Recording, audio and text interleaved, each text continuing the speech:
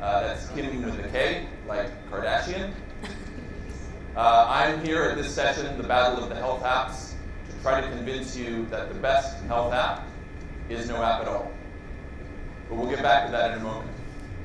About 3 years ago, when I first moved with my family here to Barcelona, my 6-year-old son developed a funky infection. I'll spare you the details, but it wasn't pretty.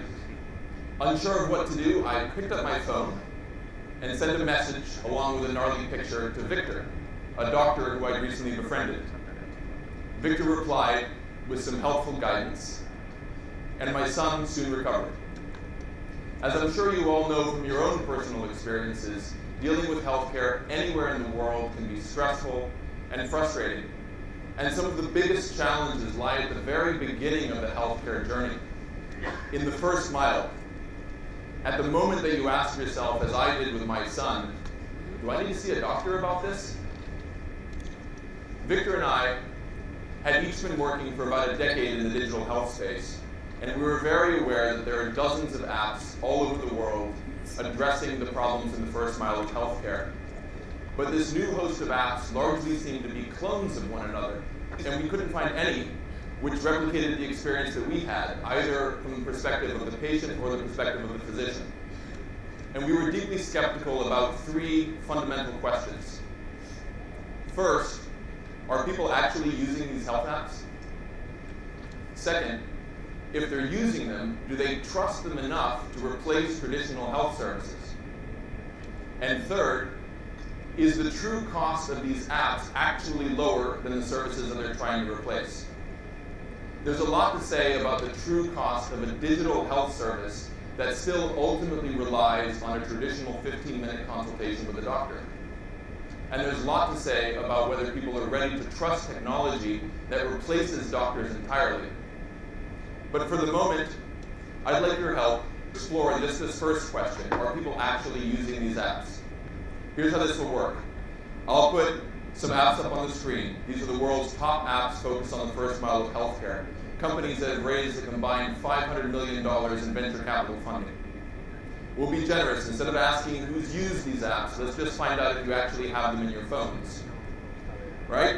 I'll show an app. You raise your hand if you have that app in your phone. Here goes. Teladoc. Babylon Health. Health Tap. Cree.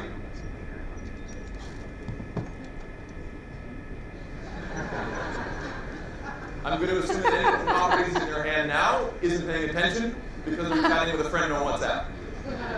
But just to be sure, here's one more. If you have a phone, you have this app. And if you have this app, you have Abby. We built Abby to replicate the experience that I had when I was worried about my son's infection, when a friendly doctor was able to put my mind at ease in a matter of minutes with a simple text message. I didn't have to download a new app. I didn't have to fill out a form.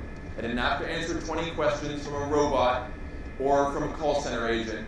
I just sent a question through the app I already used and got an immediate answer that I could trust from a real doctor. And that's how Abby works.